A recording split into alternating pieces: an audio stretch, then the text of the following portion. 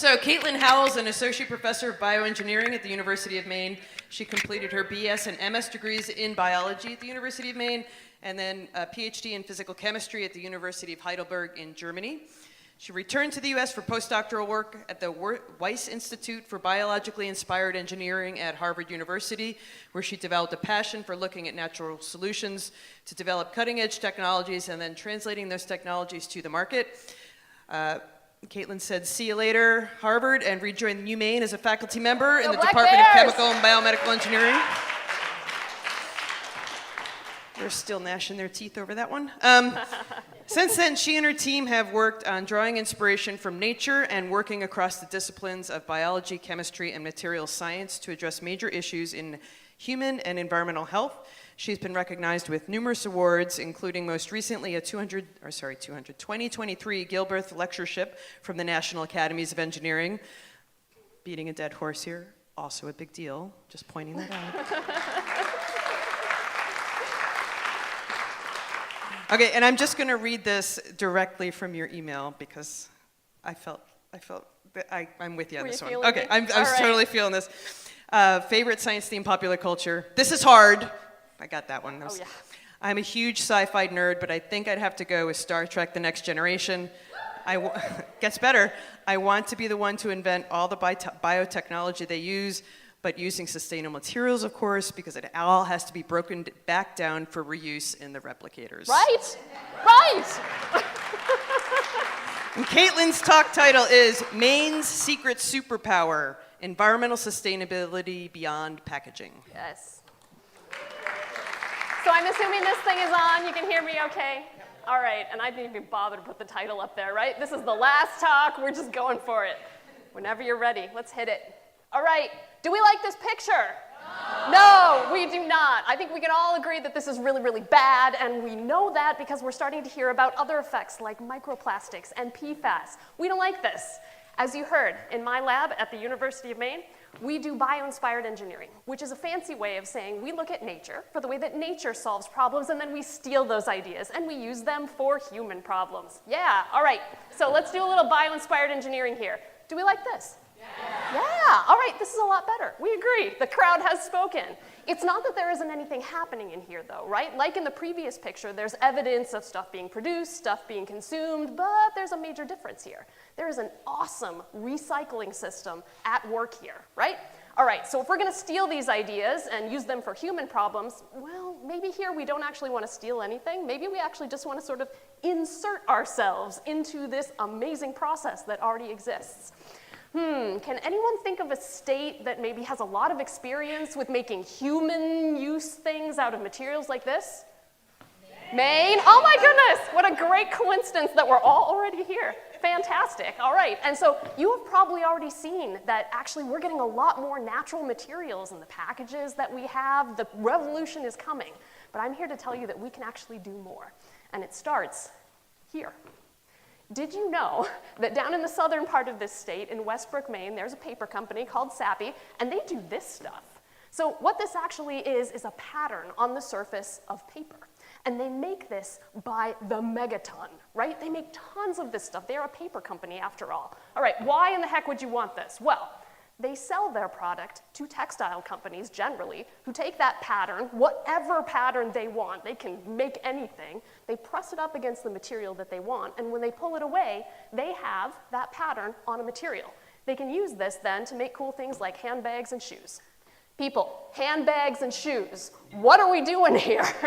So when we learned this, we went, no, we can do a lot better than this. We took this into the lab and my video's a little squished in sideways, we put liquids into this thing.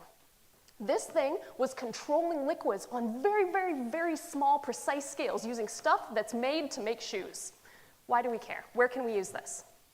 Raise your hand if you felt like you threw away over 100 COVID tests in the past 30 years. Yeah, right, okay. And the thing is, though, those are really useful. They're controlling liquids, right? And the more we control these liquids, the fancier we can get in terms of diagnostics. So we said, hey, paper company, can you make us some channels that can maybe intentionally control liquids? Turns out they can really easily. These were some systems we designed to just mix two liquids together. And when we did it on the paper company stuff, we actually couldn't tell the difference between what the paper company made and what was made using traditional plastics and glass and other things that we can't recycle. Cool, huh? We can do this. Here in Maine, we can do this, but it gets better. Check that out. What you're looking at is a material that they make with a pattern on the surface that is on the scale of the wavelength of light. It is so amazing that when white light hits it, it breaks out into its component colors. And people, they're making this by the ton and using it for shoes. We said, wait a minute, no. We know where this could be useful, lots of different areas, but my favorite at the moment is actually in a type of sensor. So we have a deep need to understand the world around us, lots of things, including water, right? What's in our water? We need to know.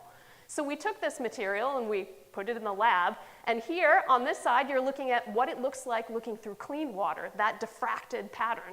And here, when we put a contaminant in this water, we can see the difference using Maine paper technology. So, what I want you to walk away with from this talk is that Maine has an incredible superpower, and one that the world really, really needs right now. Here in this state, we have the research capacity and the manufacturing capacity to be able to do amazing things with natural, renewable materials. And if we think a little bit outside the box, or outside the package, if you will, I think that we can actually start to apply these materials in a lot of different places, in a lot of different ways, and make a sustainable future for everyone.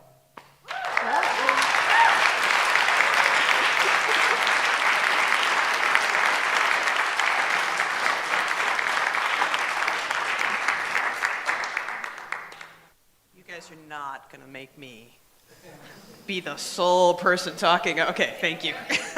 Mine's just a quick one. I'm curious, what's the IP behind this? Is this actually something that SAPI owns, or what's the manufacturing process behind this and everything That is else? a great question. Okay, so the IP behind it is actually, so I told you that their customers are the one who, they buy this material and they use it to make patterns on stuff. They will actually, own the pattern. But SAPI actually has this incredible technology where they have a gigantic electron beam that they use to be able to make their stuff. So that's where their IP lies. But yeah, I mean, when we come in and we're like, hey, we want this custom texture, then we work directly with them. So the IP is actually something we can figure out. But that's a great question. IP is intellectual property. Yes. Just in case. Yep. Thank you. So you're welcome. Interpreter. Yep.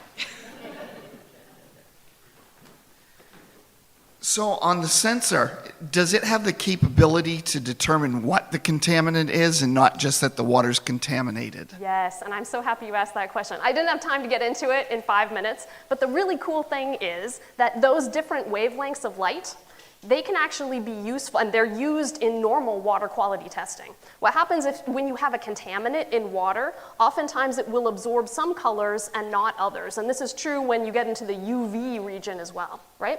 So by looking at what colors are absorbing and what colors aren't, including in the UV region, we can get a lot of information from that. Information that usually comes from very expensive pieces of equipment called spectrometers.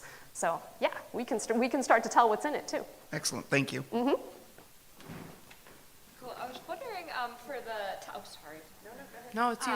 For the liquid or the fluid contraption, how sterile, or how do you sterilize something like that? Mm-hmm. So it's actually made to be pressed up against nasty chemical polymers that are what are coating those materials. So it's actually really chemically resistant. We just drop it in ethanol.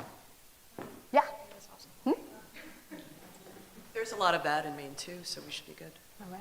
Right? Ethanol with the beer? Yeah, oh yeah, beer. I mean, I think we should test after this. I mean, right? I'm with you, Yeah, all right, cool.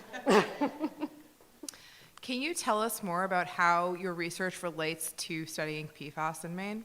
Oh, my research does not relate to studying PFAS in Maine yet. That is a terrible, terrible problem. But I, probably like all of you, are really cheering on those scientists who study PFAS and are figuring out ways to solve it, and I'm there with you, community, but I don't do that in my science. So do you have a favorite bioengineered thing that you've done? Like where you've been inspired by a particular nature thing? I get inspired by things every week, and every week is my new favorite thing that I test. So that's the fun thing about being a scientist. You're like, ooh, what's that? Let's go check that out. It's great. So I can't say I have a favorite. I like all of this, but I really do like this right now. Because just the potential, yeah, there we go. The potential impact, right? That's why I was so excited to be able to come here and share all of this with you. Because who knew that that thing existed in our state? I mean, what else is there that we could use? So, yeah, All right, I think we ready for it? Caitlin and I should go test the ethanol. Let's do it. I think we're good, thank you. All right, thank you.